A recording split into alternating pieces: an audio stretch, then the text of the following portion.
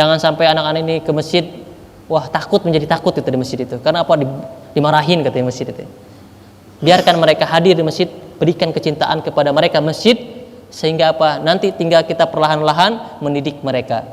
Hadirkan Qur'annya, hadirkan taklimnya untuk anak-anak. Maka insya Allah ketika mereka sudah, yang penting adalah mereka bagaimana cinta terhadap masjid dulu, hadir di masjid dulu. Banyak sekali gontok-gontokan, banyak sekali saling caci maki sesama umat muslim ya, di bulan Muharram ini terkhusus supaya kita semangat kembali untuk memunculkan motivasi-motivasi kita untuk beribadah pada Allah Subhanahu wa taala. Yang pertama, kita semangat kembali untuk menghidupkan masjid.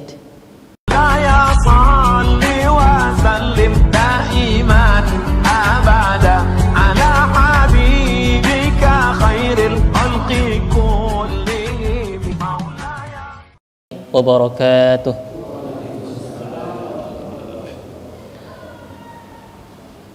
Alhamdulillah wassalatu wassalamu ala Rasulillah wa ala alihi wa ashabihi wa mawalah, amma ba'd. Faqala Allah Ta'ala fil Qur'anil Karim, a'udzu billahi minasy syaithanir rajim. Bismillahirrahmanirrahim. Inna iddatasy syuhuri indallahi 12 syahran fi kitabillah yauma khalaqas samawati wal ard yauma khalaqas samawati wal ard minha arba'atun hurum.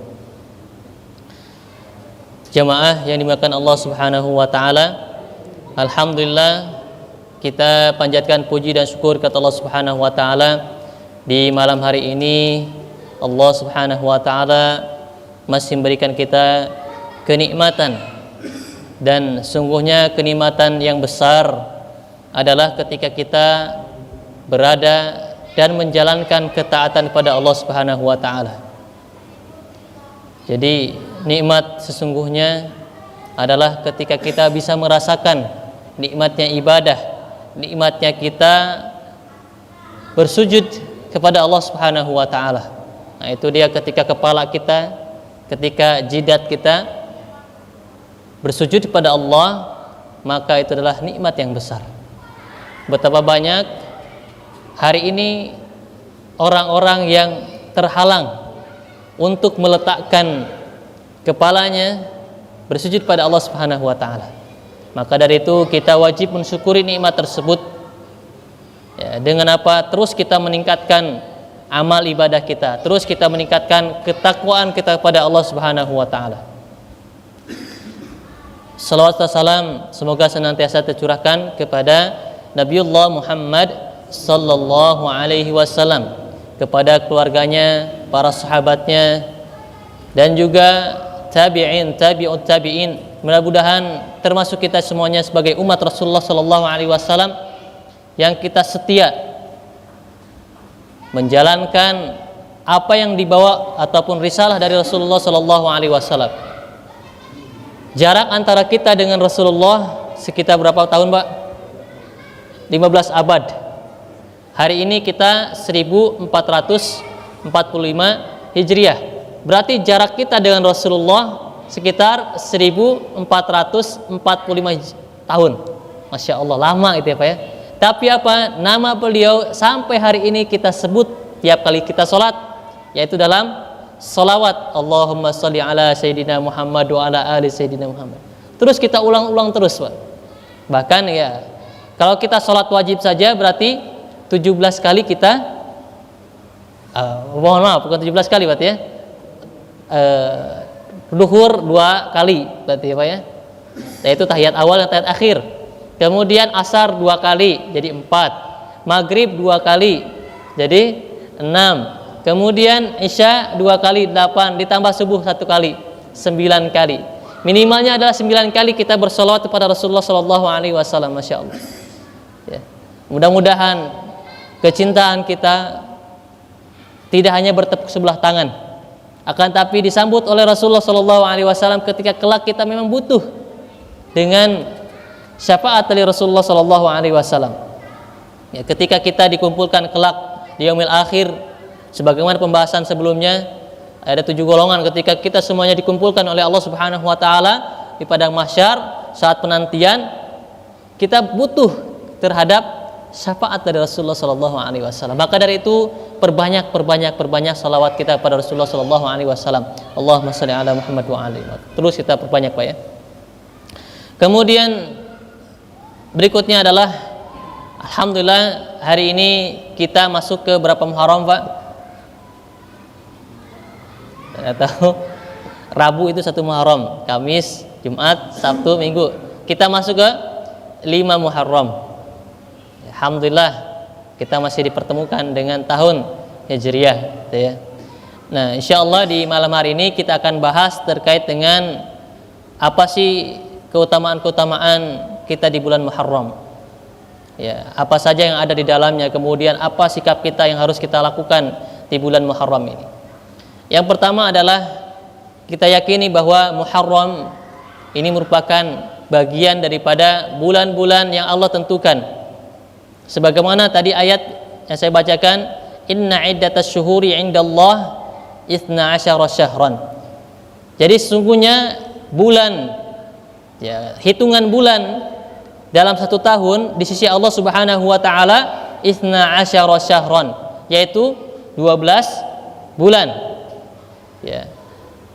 Kemudian berikutnya ada di antara 12 bulan tersebut ada 4 bulan haram. Yang pertama bulan Muharram, yang kedua bulan Rajab, yang ketiga Dzulqa'dah, yang keempat Dzulhijjah.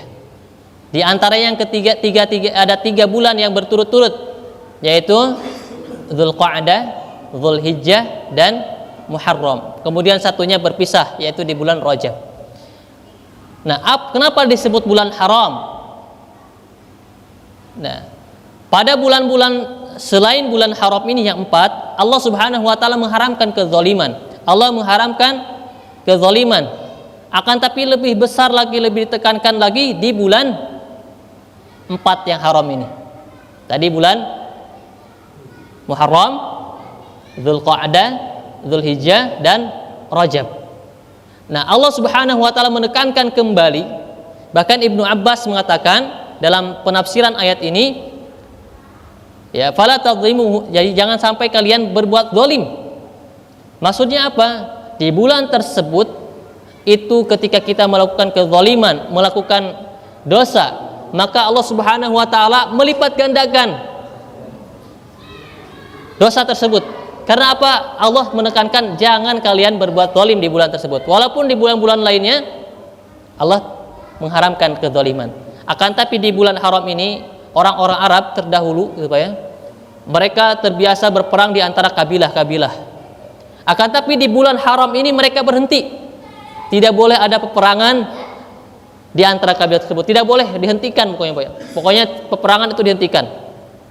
Makanya dalam ayat Al-Quran, dalam surat Al-Baqarah disebutkan asy-syahrul haramu bisyahril haram wal hurumatu qisas. Ya. Ada yang dalam ayat yang lain disebutkan yas'alunaka 'anis syahril haram. Ya, mereka bertanya terkait dengan syahrul haram. Qul qitalun fihi kabir wasaddun 'an sabilillahi wa kufrun bihi wal masjidil haram, sampai akhir ayat. Di situ dilarang oleh Allah Subhanahu wa taala untuk saling berperang. Makanya disebut Muharram, itu menegaskan bahwa bulan tersebut adalah haram. Ya, sebagaimana bulan-bulan yang lainnya. Jadi itu yang pertama. Ibnu Abbas mengatakan tadi tidak boleh saling menzalimi satu sama lain. Kemudian tidak boleh melakukan peperangan di bulan tersebut. Kemudian juga ada keutamaan-keutamaan, insyaallah kita akan bahas itu, keutamaan di bulan Muharram. Nah, di bulan Muharram amal-amal ibadah yang kita lakukan Allah Subhanahu wa taala lipat gandakan. Jadi amal-amalan yang kita lakukan Allah lipat gandakan. Contohnya apa? Contohnya di bulan Muharram nanti ada puasa Asyura, puasa 10 Muharram. Kemudian Rasulullah SAW juga menambahkan supaya menyelisihi orang-orang Yahudi. Ketika itu Rasulullah SAW sedang di Madinah. Kemudian Rasulullah melihat orang-orang Yahudi di Madinah, mereka berpuasa. Maka Rasulullah menanyakan, atas dasar apa kalian berpuasa di bulan Muharram ini? Terus di 10 Muharram. Kemudian orang-orang Yahudi ini mengatakan sesungguhnya di 10 Muharram ini Allah Subhanahu wa taala menyelamatkan Nabi Musa alaihi salam. Menyelamatkan Nabi Musa alaihi salam dari kejaran Firaun. Wa id najjainakum, ya, ketika itu Allah Subhanahu wa taala menyelamatkan siapa kum di situ adalah Nabi Musa alaihi salam dan umatnya min ali Firaun, gitu ya, dari kejaran orang itu Firaun. Maka orang-orang Yahudi mensyukuri hal tersebut, memperingati hal tersebut dengan apa? Berpuasa. Kemudian sampai kepada Rasulullah Shallallahu Alaihi Wasallam, maka Rasul menyatakan kepada sahabat waktu itu, maka sesungguhnya kami lebih berhak daripada kalian. Maka wasumu, kalian puasalah di bulan Muharram, 10 Muharram tersebut. Kemudian apa? Ditambah dengan puasa Tasu'a. Apa itu Tasu'a? Yaitu 9 Muharram. Untuk menyelisihi orang-orang Yahudi ketika itu, maka diperintahkanlah saum 9 Muharram dan 10 Muharram. Yang hari ini akan jatuh pada hari Kamis dan Jumat. Masya Allah. Ketika kita hari ini punya kesempatan Pak ya, mari kita sama-sama untuk melakukan puasa di hari tersebut. Maka pahalanya tentu besar insya Allah Subhanahu wa ta'ala, apalagi di bulan Muharram ini. Itu yang salah satunya adalah terkait dengan puasa. Maka Rasulullah Shallallahu Alaihi Wasallam menekankan kepada para sahabat untuk melaksanakan puasa di bulan Muharram tersebut. Ya. Dimakan Allah Subhanahu Wa Taala. Kemudian berikutnya amalan-amalan yang lain adalah tidak ditentukan. Kita bebas. Misalkan kita memperbanyak tilawah Quran, kemudian kita memperbanyak sedekah, kemudian kita memperbanyak amalan-amalan kebaikan yang lainnya. Selain daripada puasa, kita banyak sedekah dan yang lainnya, insya Allah, maka Allah akan melipat gandakan pahala-pahala di bulan tersebut. Nah, kalau kita lihat bagaimana bulan Muharram, Allah Subhanahu wa ta'ala ketika itu menjadikan momen-momen penting, peristiwa-peristiwa penting, yaitu berkaitan dengan Hijriyah. Hari ini kita memperingati tahun baru Hijriyah. Apa itu tahun Hijriyah? Kenapa Pak disebut Hijriyah? Ada yang tahu Pak? Kenapa Hijriyah itu ya? Yaitu terkait dengan peristiwa hijrahnya Rasulullah Shallallahu Alaihi Wasallam dari Mekah ke Madinah. Ya, peristiwa tersebut merupakan peristiwa yang besar. Kenapa peristiwa yang besar? Karena peristiwa tersebut akan mempengaruhi bagaimana perjalanan Islam sampai saat ini kita rasakan. Kalau Rasulullah Shallallahu Alaihi Wasallam tidak hijrah, mungkin hari ini tidak sampai Islam kepada kita. Mari kita sejenak kita mendalami bagaimana peristiwa-peristiwa tersebut. Walaupun kita sudah mungkin mempelajari, kemudian kita membaca bagaimana Rasulullah SAW hijrah. Ketika itu Rasulullah Shallallahu Alaihi Wasallam berdakwah kepada kaum Quraisy di Mekah. Dan hal itu pun ketika awal kenabian. Jadi Rasulullah ketika mendapatkan apa? Wahyu. Ketika itu malaikat Jibril alaihissalam datang pada Rasulullah sallallahu alaihi wasallam menyampaikan wahyu, Iqra bismi rabbikal ladzi khalaq. Sampai 3 kali. Kata Rasulullah, ma ana biqari. Saya tidak bisa membaca. Apa yang harus saya baca? Kemudian Jibril mendekap lagi, Pak. Iqra, bacalah. Ma ana biqari, kata Rasulullah sallallahu alaihi wasallam. Apa yang harus saya baca? Saya tidak bisa baca. Kemudian Jibril mendekap lagi. Iqra. Kemudian kata Rasulullah, ma ana biqari. Kemudian malaikat Jibril alaihissalam menuntun Rasulullah SAW, Iqra bismi rabbikal ladzi khalaq. Khalaqal insana min 'alaq. Iqra wa rabbukal akram. Sampai ayat ke-5 di surat Al-Alaq. Kemudian Rasulullah sallallahu alaihi wasallam karena baru pertama melihat malaikat Jibril alaihissalam, gemetar langsung pulang ke rumahnya. Kemudian ketika itu minta apa? Diselimuti oleh Sayyidah Khadijah. Zammiluni zammiluni, kemudian diselimuti. Nah, setelah itu Rasulullah sallallahu alaihi wasallam pergi ke siapa? Naufal, yaitu seorang orang kalau kita sebutkan misalkan hari ini adalah orang alimnya di Nasrani ketika itu. Ya. Kemudian Rasulullah sallallahu alaihi wasallam dan Khadijah menyampaikan apa yang terjadi ketika itu. Maka Naufal ini mengatakan sesungguhnya ini adalah namus. Yang sama datang kepada Nabi Musa alaihi salam. Jadi malaikat Jibril disebut juga Namus. Ketika itu namanya Namus. Kemudian dikatakan oleh Naufal ini, sungguhnya engkau akan menjadi orang besar. Akan tapi engkau akan akan dikucilkan dari kaummu, bahkan engkau akan dikeluarkan dari Mekah ini. Sehingga apa? Kabar Rasulullah Shallallahu Alaihi Wasallam akan keluar dari Mekah sudah disampaikan ketika awal kenabian Rasulullah Shallallahu Alaihi Wasallam. Sehingga apa? Begitupun para nabi yang sebelumnya. Ya, Nabi Musa alaihissalam dikejar oleh kaumnya sampai dia keluar dari kaumnya. Kemudian nabi-nabi yang lain pun. Maka kata Naufal ini, sungguhnya engkau juga sama akan merasakan yang sama. Engkau akan dikeluarkan dari kaummu, yaitu kaum Quraisy. Karena Rasulullah SAW dari Quraisy, ya, Bani Hashim. Nah, kemudian Rasulullah SAW, jadi peristiwa akan dikeluarkannya pun sudah dikabarkan ketika itu di awal kenabian. Maka berjalannya waktu Rasulullah SAW mendakwahkan Islam. Bagaimana Rasulullah mendakwahkan kepada kaum Quraisy, tidak banyak yang masuk Islam ketika itu. Hanya sedikit, Pak. Segelintir orang saja daripada yang lainnya. Ya, seperti Abu Bakar As-Siddiq, Utsman bin Affan, kemudian Sa'ad bin Abi Waqqas dan yang lainnya, para sahabat-sahabat yang pertama kali masuk ke dalam Islam. Kemudian tidak hentinya Rasulullah SAW mendapatkan siksaan. Ketika itu Rasulullah SAW ingin pergi ke Ka'bah untuk melaksanakan sholat. Apa yang dilakukan oleh kaum Quraisy? Mencekik Rasulullah SAW sampai Rasulullah hampir memati.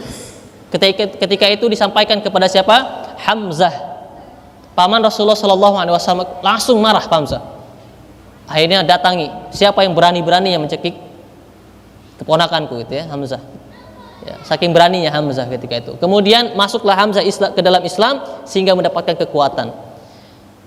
Berjalannya waktu, Rasulullah SAW masih terus mendapatkan rintangan daripada orang-orang Quraisy. Sampai pada titik akhirnya adalah Rasulullah mendapatkan embargo, mendapatkan boikot daripada orang-orang Quraisy. Apa yang dilakukan oleh Quraisy? Mereka memboikot, tidak boleh bermuamalah dengan Rasulullah SAW. Jadi kalau kita misalkan hari ini warung-warung itu nggak boleh jual makanan kepada Rasulullah. Tidak boleh ada yang bicara dengan Bani Hashim dengan Rasulullah, tidak boleh. Pokoknya diputus semua ekonomi dan yang lainnya. Apa yang lakukan? Ya tentunya kelaparan, kemudian yang lainnya. Dan ditambah lagi dengan meninggalnya siapa? Wafatnya istri Rasulullah SAW, Khadijah. Ketika itu Khadijah menjadi orang yang tameng yang pertama yang terus membela Rasulullah SAW. Ketika sedih, Khadijah ada di sisi Rasulullah SAW. Ketika Rasulullah mendapatkan siksaan, ada penyemangat Khadijah. Hari ini mungkin kita istri kita, ketika kita mendapatkan kesulitan, ada yang tepat kita berbicara. Maka Rasulullah SAW ketika ditinggalkan oleh Khadijah radhiyallahu anha, sedih. Karena apa? Ketika mendapatkan siksaan yang lainnya, sudah tidak ada lagi orang yang bisa mendengarkan curhatan Rasulullah SAW. Ditambah lagi apa? Meninggalnya paman Rasulullah SAW, Abu Talib. Abu Talib ketika itu meninggal juga. Ya, sehingga apa? Bertambahlah beban kesedihan Rasulullah SAW sehingga disebut dengan Amul Huzn. Ini perjalanan menuju hijrah, Pak ya. Nah, kemudian berikutnya terus umat Islam mendapatkan siksaan. Waktu itu keluarga Yasir. Masya Allah, hari ini kita alhamdulillah Pak nyaman, Pak ya. Di masjid sudah dengan karpet yang nyaman, kemudian sudah ada AC gitu ya. Masya Allah, kita melaksanakan ibadah, Allah mudahkan kita hari ini. Tapi bagaimana ketika kita misalkan orang awalun, orang-orang yang pertama ketika dalam Islam, yaitu keluarga Yasir. Kita bayangkan, Pak, keluarga Yasir apa yang mereka dapatkan? Ditusuk, mohon maaf, dari dubur sampai ke mulutnya. Sehingga keluarga Yasir menjadi keluarga pertama yang syahid. Kalau hari ini kita misalkan dihalang-halangi gitu ya, Pak. Hari ini mungkin kita nggak ada halangan untuk kita melaksanakan ibadah pada Allah Subhanahu wa taala. Kita ke masjid, mungkin halangan kita apa? Ketika hujan gede gitu ya. Wah, hujan nih besar, kita malas ke masjid ya. Waktu itu bukan itu, Pak. Halangannya adalah nyawa. Nyawa menjadi ancaman ketika mereka ingin menyembah Allah Subhanahu wa taala, ketika mereka ingin ibadah pada Allah Subhanahu wa taala, taruhannya adalah nyawa mereka sendiri. Insyaallah. Ya. Hari ini kita bebas melakukan ibadah, tidak ada halangan, tidak ada yang melarang, gitu ya. Nah, tapi ketika itu mereka dihalangi. Kemudian Rasulullah Shallallahu Alaihi Wasallam mendapatkan perintah oleh Allah Subhanahu Wa Taala untuk hijrah dari Mekah ke Madinah. Dalam perjalanan hijrah pun Rasulullah SAW mendapatkan rintangan. Nah, kemudian di Madinah, sampainya di Madinah Rasulullah SAW mendapatkan sambutan. Berbeda dengan di Mekah. Di Madinah itu Rasulullah disambut oleh para penduduk Mekah. Ketika itu namanya adalah Yathrib. Jadi Madinah ketika itu namanya Yathrib. Hari ini kita sebut dengan kota Madinah Al-Munawwarah yang bercahaya itu ya, dengan cahaya kenabian Rasulullah SAW. Atau Madinatun Nabi. Ketika Rasulullah datang ke Madinah, maka mulai berkembanglah Islam di Madinah. Maka proses hijrahnya Rasulullah SAW dari Mekah ke Madinah itu dinamai dengan dimulai bulan Hijriyah, penanggalan tahun Hijriyah. Jadi tahun Hijriyah dimulai ketika Rasulullah SAW hijrah dari Mekah ke Madinah, maka dinamakan dengan tahun Hijriyah. Nah, tahun Hijriah itu bersandarkan kepada apa? Bulan, Pak ya, peredaran bulan. Kalau bulan Masehi itu berdasarkan kepada peredaran matahari. Makanya jumlahnya di bulan Hijriah hanya ada 29 atau 30, tidak ada 31, Pak. Rasulullah mengatakan sungguhnya bulan Hijriah itu hanya 29 kalau enggak 30. Berbeda dengan bulan Syamsiyah ataupun bulan Masehi. Nah, kemudian proses hijrahnya Rasulullah SAW ke Madinah mendapatkan sambutan, kemudian sampailah tersebarnya Islam. Dan hari ini kita merasakan bagaimana nikmatnya kita memeluk Islam ini.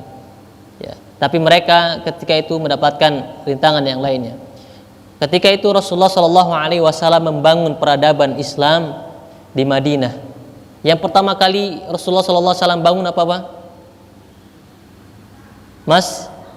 Masjid. Masjid yang pertama Rasulullah bangun Masjid Quba. Ya, ketika perjalanan hijrah Rasulullah dari Mekah ke Madinah mampir di Quba, kemudian Rasulullah membangun Masjid Quba, masjid pertama kali yang dibangun dalam Islam. Ya, kemudian Rasulullah sampai di Madinah, kemudian Rasulullah pun mulai yang pertama adalah membangun masjid. Nah, disitulah mulai Rasulullah membangun peradaban. Ya, jadi di bulan Muharram itu Syawal Hijriah ini Rasulullah SAW membangun peradaban. Yang pertama adalah terkait dengan peradaban Islam. Ya, nanti apa kaitan dengan bulan Muharram itu, Pak ya? Supaya apa? Spirit kita meraih pahala di bulan Muharram ini sebagaimana spirit Rasulullah SAW menghidupkan peradaban Islam ini. Ketika sampai di Madinah, Rasulullah memulai dengan masjid. Dan di masjid ini menjadi pusat, kalau kita hari ini mungkin Islamic Centernya. Peradaban itu dibangun Rasulullah dari masjid.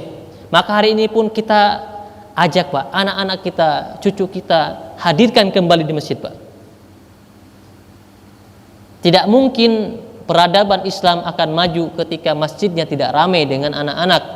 Tidak mungkin kembalinya Islam kecuali dengan kembalinya remaja-remaja, kembalinya pemuda-pemuda, kembalinya anak-anak kita itu ke masjid. Karena hari ini ketika kita misalkan meninggalkan generasi-generasi yang lemah, maka akan terlahir kita generasi-generasi yang lemah. Maka dimulai, alhamdulillah di sini masya Allah ramai dengan anak-anak, Pak ya. Itu senang saya, Pak. Ketika apa? Anak-anak itu ramai. Walaupun mereka hadir di masjid, biarkan mereka, Pak. Supaya apa? Kecintaan mereka dengan di masjid. Berarti apa? Ketika mereka hadir di masjid, kita harus senang, Pak. Walaupun mereka mungkin ngobrol yang enggak apa-apa. Karena ketika itu pun di zaman Rasulullah SAW, ketika Rasulullah sedang sholat, Rasulullah dengan cucunya siapa? Hasan dan Husain. Suatu ketika Rasulullah sujud lama. Para sahabat ini khawatir, kok Rasulullah sujudnya lama gitu ya? Nggak biasanya gitu ya. Kemudian ada sahabat yang iseng gitu ya. Kemudian melihat apa? Kok lama banget gitu ya sujud Rasulullah. Khawatir Rasulullah mungkin terjadi sesuatu gitu ya. Ternyata Rasulullah SAW ketika itu membiarkan cucunya Hasan dan Husain bermain di pundaknya Rasulullah SAW. Mungkin serosot apa gitu ya. Bermain ketika Rasulullah sujud, cucunya tersebut Hasan dan Husain ini main di pundaknya Rasulullah SAW.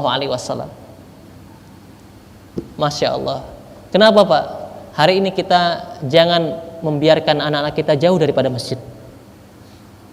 Jangan sampai anak-anak ini ke masjid, wah takut menjadi takut itu di masjid itu. Karena apa? Dimarahin katanya masjid itu.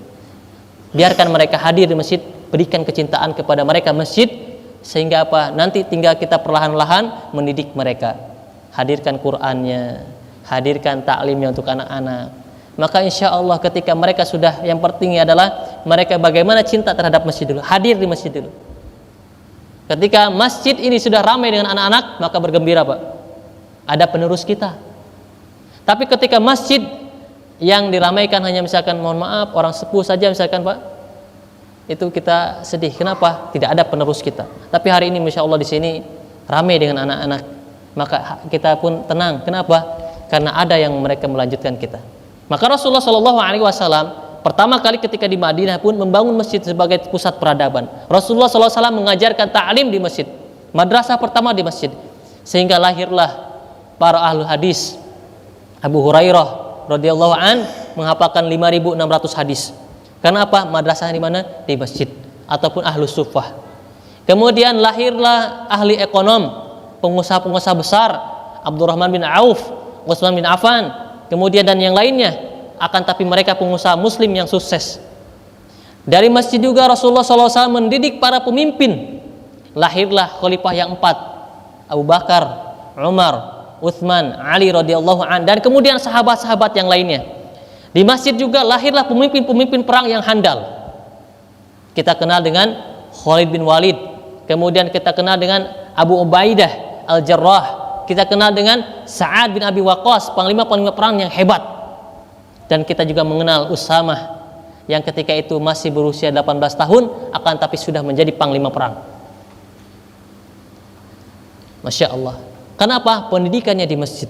Maka hari ini pun anak-anak kita hadirkan di masjid. Kemudian kita mulai menyusun kurikulumnya, misalkan Al-Qur'annya, kemudian bagaimana mereka belajar akidahnya, kemudian mereka belajar ilmu-ilmu agama. Maka insya Allah ketika masjid sudah ramai dengan anak-anak kita, kemudian ramai dengan apa? Kajian-kajian, insya Allah akan kembali seperti semula. Ya. Berikutnya adalah Rasulullah SAW mensatukan antara muhajirin dan ansor, yaitu dengan apa? Dipersaudarakan. Kenapa dipersaudarakan Pak? Karena kalau misalkan dibiarkan begitu saja, mereka akan berjalan dengan masing-masing. Karena ketika itu kesukuan Arab itu sangat kuat Pak. Bahkan mungkin sampai hari ini Pak ya, mereka itu sangat menjunjung tinggi apa? Kabilah-kabilah.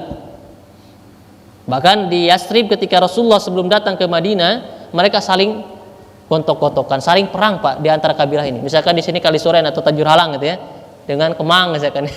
Ada kabilah di sana, ada kabilah di sini. Mereka saling perang. Tapi ketika datangnya Islam, Rasulullah SAW mempersaudarakan mereka. Terkhusus adalah muhajirin, kemudian persaudarakan dengan ansor. Sebagaimana dalam ayat Rasulullah SAW, dalam ayat Al-Quran dalam surat Al-Hasyr, Allah Subhanahu Wa Taala berfirman gitu ya, lil fuqara'il muhajirin alladziina ukhriju min diyarihim wa amwalihim yabtaguna fadlan minallahi wa ridwana wa yansuruna Allah wa rasulahu ulaika humus shadiqun. Kemudian yang kedua adalah al-ansar walladzina yatabawwa'ud dara wal imana min qablihim yuhibbuna man hajara ilaihim wa la yajiduna hajatan fi sudurihim gitu ya, wa yusiruna ala anfusihim walau kana bihim khasassah.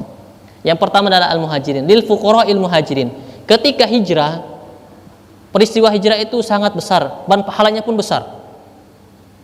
Ya. Karena apa? Mereka harus mengorbankan seluruhnya. Keluarganya harus ditinggalkan. Ada yang meninggalkan istrinya, ada yang meninggalkan anaknya, Pak. Bahkan mereka harus meninggalkan seluruh hartanya. Ketika itu Abdurrahman bin Auf merupakan orang terkaya. Tapi apa? Abdurrahman bin Auf tinggalkan seluruh kekayaannya, tinggalkan seluruh hartanya. Karena apa? Kalau bawa ketahuan, Pak. Karena apa? Proses hijrah itu sembunyi-sembunyi.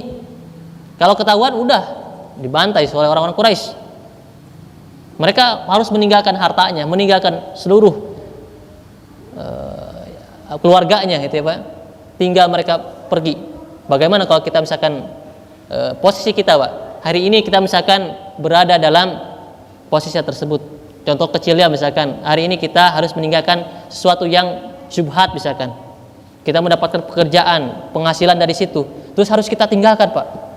Harus mulai dari nol kembali. Berat gak Pak? Berat. Misalkan ada orang-orang yang bekerja di bank konvensional misalkan. Para ulama mengatakan bunga itu haram, misalkan riba. Terus kemudian mereka harus tinggalkan itu. Apalagi misalkan jabatannya sudah direktur. Gajinya sudah besar, harus tinggalkan itu, Pak. Berat gak? Berat gitu, Pak ya. Itu baru realisasi yang kecil gitu ya. Tapi bagaimana ketika itu para sahabat harus meninggalkan seluruhnya. Bukan hanya hartanya, tapi keluarganya juga. Makanya Allah memuji mereka adalah ulaika humus shadiqun. Mereka orang-orang yang benar. Ya. Lil fuqara'il muhajirin alladziina ukhriju min diyarihim wa amwalihim yabtaguna fadlan minallahi wa ridwana. Mereka yang inginkan apa? Hanya keutamaan dari Allah Subhanahu wa taala. Wa ridwana, dan ridha Allah Subhanahu wa taala. Wa yansuruna Allah wa rasulah, dan kemudian mereka menolong agama Allah Subhanahu wa taala. Dan berikutnya adalah yang tidak kalah pentingnya adalah orang-orang Ansor yang menolong Rasulullah sallallahu alaihi wasallam dan juga para sahabat. Mereka rela, ya. Wala yajiduna fi sudurihim hajatan mimma utu wa yu'thiruna ala anfusihim. Bahkan mereka silahkan. Suatu ketika Abdurrah bin Auf dipersaudarakan dengan seorang sahabat daripada Ansor. Kemudian sahabat Ansor ini bahkan sampai menawarkan istrinya sendiri. Ketika itu sahabat Ansor ini memiliki 2 istri. Kemudian ketika dipersaudarakan dengan Sa'ad bin Abi Waqqas, dengan Abdurrah bin Auf, wahai Abdurrah bin Auf, saya memiliki 2 istri. Kalau Anda mau, silakan pilih di antara keduanya. Yang kau suka mana? Saya akan ceraikan kemudian nikah dengan kau. Sampai seperti itu, Pak. Sampai apa? Seperti itu. Bahkan saya memiliki harta. Saya akan bagi 2 harta ini dengan kamu. Tapi Abdurrah bin Auf mengatakan tidak usah, tidak cukup gitu ya. Tapi apa kata Abdurrah bin Auf? Tunjukkan saya pasar. Karena Abdurrah bin Auf itu adalah seorang pengusaha yang ekonom luar biasa itu ya. Yang Abdurrah bin Auf minta itu apa? Tunjukkan saya pasar itu, insyaallah. Saking apa pengorbanannya, orang-orang Ansor pun mereka totalitas dalam membela orang-orang Muhajirin. Nah, sehingga apa? Yang kedua adalah, yang pertama tadi masjid, yang kedua adalah persaudaraan orang-orang beriman. Kita persaudarakan. Hari ini, Masya Allah, terkhusus di media sosial mungkin Pak ya, banyak sekali gontok-gontokan, banyak sekali saling caci maki sesama umat muslim, ya, sesama umat muslim. Ada yang misalkan, ada yang kunut, ada yang tidak kunut, saling serang. Kemudian perbedaan sedikit pun ikhtilaf, misalkan saling serang. Maka persaudaraan itu harus kembali kita gitu ya. Maka Rasulullah SAW mempersaudarakan antara Ansor dan Muhajirin supaya apa? Tidak cari saling berbeda pendapat yang lainnya. Masya Allah. Kemudian berikutnya adalah bagaimana Rasulullah SAW mendidik para sahabat, yaitu dengan apa? Iman. Ya, Rasulullah SAW menguatkan keimanan kepada kaum Muhajirin dan kaum Ansor, sehingga apa? Mereka rela berkorban. Ketika apa? Ditanamkan keimanan dalam hati mereka, ditanamkan keimanan dalam keseharian mereka, ditanamkan keimanan dalam kehidupan mereka. Maka mereka rela berkorban apapun, bahkan jiwanya sekalipun mereka rela korbankan. Bahkan ada seorang sahabat ketika sedang di medan perang, kemudian sahabat ini mau makan kurma, Pak. Kemudian ketika mau makan kurma, dia berpikir, wah kalau saya makan kurma lama lagi saya mendapatkan syahadah ataupun mendapatkan mati syahid ketika itu. Dia lemparkan kurmanya kemudian masuk ke dalam medan perang, sehingga sahabat ini meninggal dalam keadaan syahid fisabilillah. Saking apa? Mereka rela mengorbankan seluruh hartanya, seluruh jiwanya. Karena apa? Kecintaan mereka kepada Rasulullah SAW, kecintaan mereka terhadap Islam. Ya. Nah, hari ini pun kita mulai tanamkan keimanan kepada anak-anak kita, tanamkan keimanan kepada keluarga kita, tanamkan keimanan terus pada diri kita. Ya. Kewajiban kita terus, bapak-bapak, kita memiliki kewajiban untuk apa? Membimbing, mendidik keluarga kita. Sebagaimana Allah Subhanahu wa taala dalam Al-Qur'an, ya ayyuhalladzina amanu qu anfusakum wa ahlikum naro. Wahai orang-orang beriman, kalian selamatkanlah diri kalian. Bukan hanya diri kalian saja, kemudian apa? Wa ahlikum naro, kemudian keluarga kalian. Ya. Sehingga apa? Kita meninggalkan ketika walaupun kita meninggalkan dunia ini, kita akan tenang ketika meninggalkan anak-anak yang solih. Kita meninggalkan investasi terbaik kita adalah anak-anak solih, keluarga yang solih. Kenapa kita harus meninggalkan investasi terbaik? Karena amalan umur kita itu terbatas, Pak. Mungkin 60 tahun, 70 tahun, 80 tahun, jarang sekali mungkin yang sampai 100 tahun. Tapi apa, ketika kita hidup meninggalkan investasi terbaik, salah satunya adalah keluarga kita, anak kita, cucu kita, maka terus pahala itu walaupun kita sudah meninggal akan terus mengalir pada kita. Sebagaimana hadis menyebutkan, idza mata ibnu Adam in qata amaluhu illa min salas. Apabila meninggal ibnu Adam, manusia, maka terputuslah amalannya kecuali 3 hal. Salah satunya adalah al-walad as-solih, yaitu anak yang solih yang mendoakan kedua orang tuanya. Ketika kita di kuburan, tiba-tiba datang pahala kepada kita. Ini datang dari mana itu, Pak? Sedang kita butuh-butuhnya. Maka ada para ulama mengatakan perumpamaan orang ketika itu dalam kubur gitu ya, seperti orang yang sedang hanyut, Pak. Orang yang hanyut mereka panik. Orang yang hanyut itu akan mencari apa yang bisa ditangkap gitu, Pak, misalkan kayu atau lainnya. Maka ketika misalkan ada doa-doa dari anak-anak yang solih, seolah-olah dia mendapatkan perlindungan tersebut. Masya Allah. Misalkan kita meninggal tapi terus pahala mengalir kepada kita. Rabbighfirli wali walidayya warhamhuma kama rabbayani shaghira. Kalau misalkan anak kita terus mendoakan ini, maka investasi terus mengalir pada kita, yaitu pahala terus mengalir pada kita. Maka dari itu semangat hijrah ini ya, di bulan Muharram ini terkhusus supaya kita semangat kembali untuk memunculkan motivasi-motivasi kita untuk beribadah pada Allah Subhanahu wa taala. Yang pertama, kita semangat kembali untuk menghidupkan masjid. Kita mulai dari masjid, insya Allah akan lahir peradaban Islam yang itu peradaban yang kokoh. Yang kedua, mari kita menjaga persaudaraan kita, Pak. Di bulan Muharram ini jangan kita saling menzalimi. Ini dari kisah tadi hijrah tadi kita ambil hikmahnya. Yang pertama adalah tadi kita kembali menghidupkan masjid. Yang kedua, kita kembali mempererat persaudaraan kita. Ya, di komplek Kalisuren ini itu Pak ya, pererat saudara persaudaraan ini. Ketika ada yang sehat, ada yang sakit, kita jenguk yang sakit. Ketika ada orang yang membutuhkan, kita juga membantunya. Bahkan masjid mungkin harus yang menjadi pelopornya, Pak, dari gerakan masjid ini gitu ya. Kemudian yang ketiga adalah kita memulai membina keimanan, tarbiyah imaniyah kepada generasi kita, yaitu anak-anak kita. Alhamdulillah kalau dilihat mungkin jadwalnya ada kajian anak-anak, Pak ya, ada kajian ibu-ibu, masya Allah, ada kajian bapak-bapak, kajian pemuda, sehingga apa, pendidikan tarbiyah imaniyah ini terus berkelanjutan, sehingga apa, insya Allah tidak akan mustahil akan kembali menghidupkan generasi ini menjadi generasi-generasi yang orang beriman, mereka generasi-generasi yang patut kita banggakan.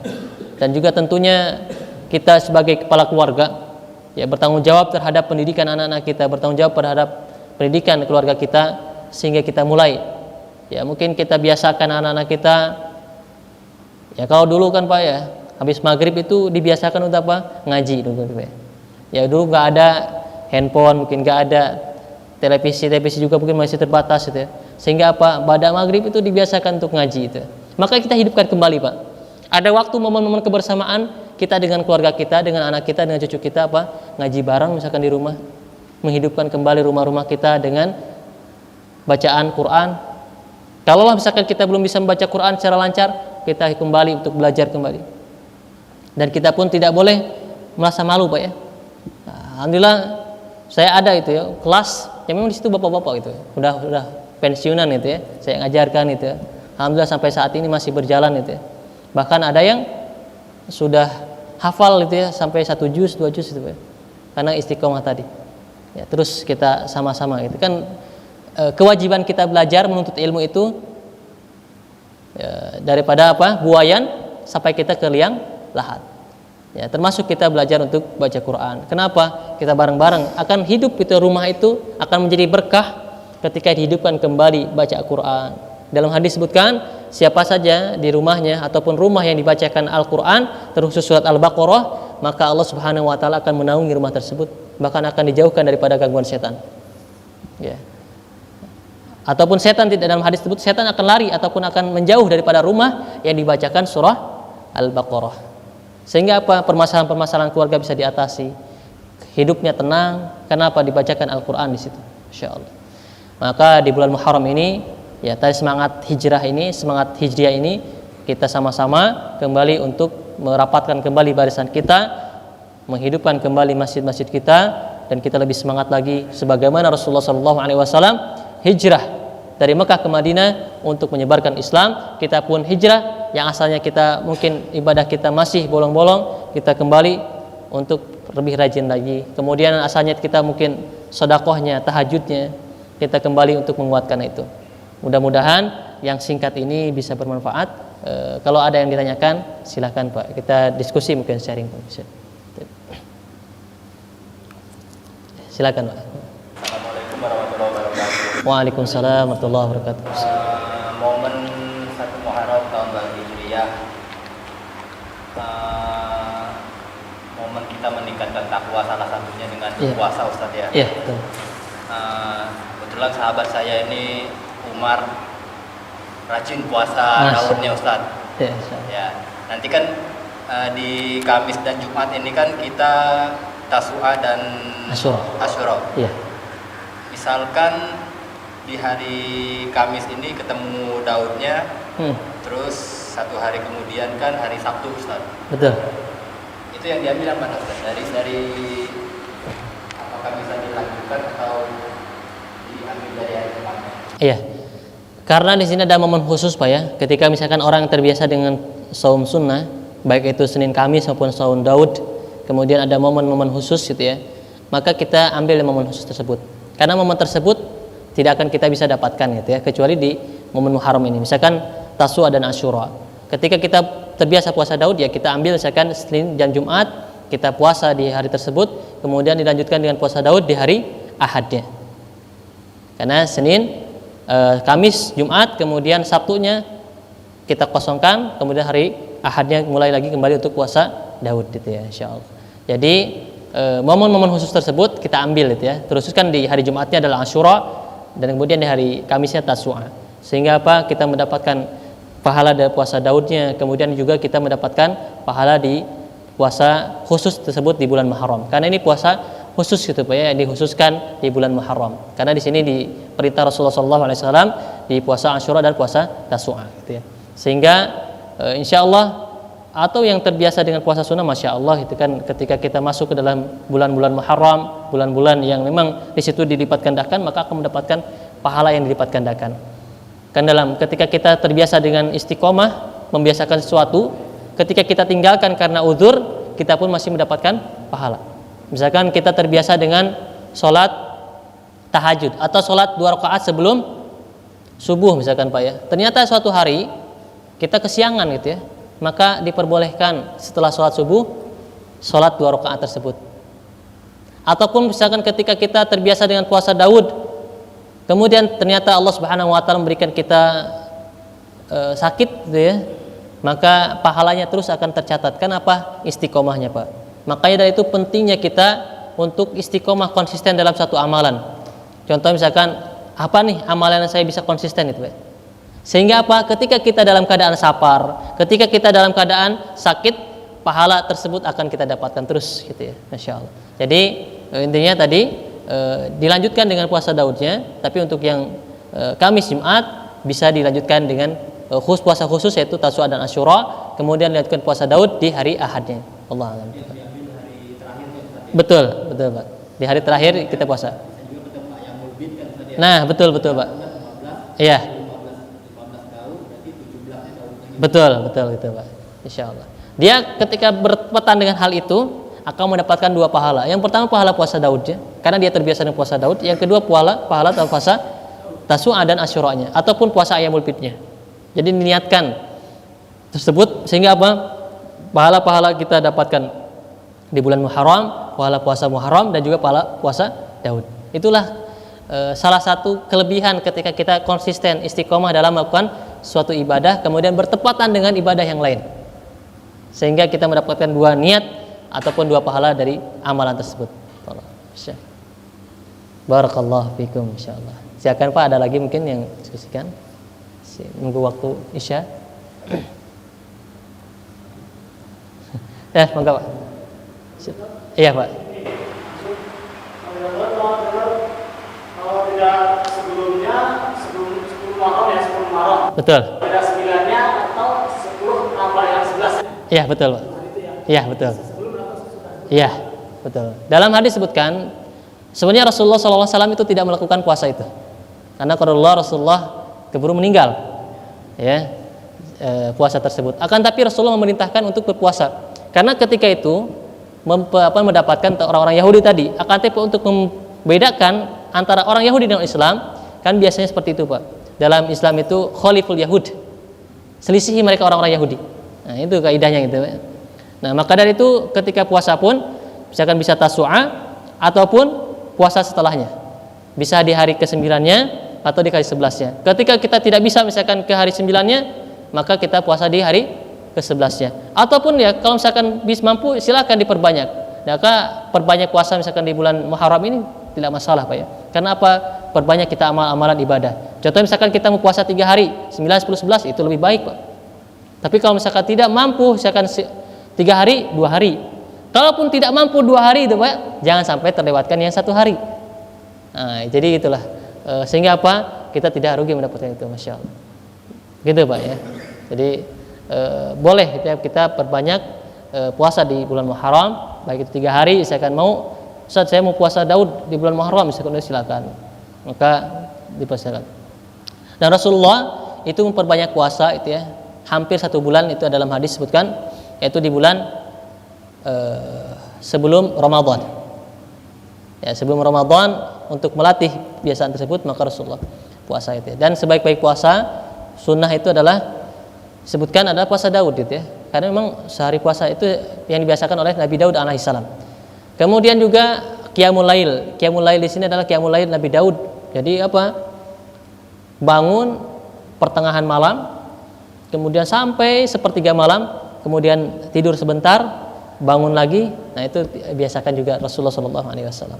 Maka insyaallah di bulan Muharram ini kita berlomba-lomba untuk terus kita mendapatkan kebaikan-kebaikan dengan bentuk-bentuknya ibadah kita, baik puasa, sedekah, kemudian dengan amal-amal yang lainnya insyaallah.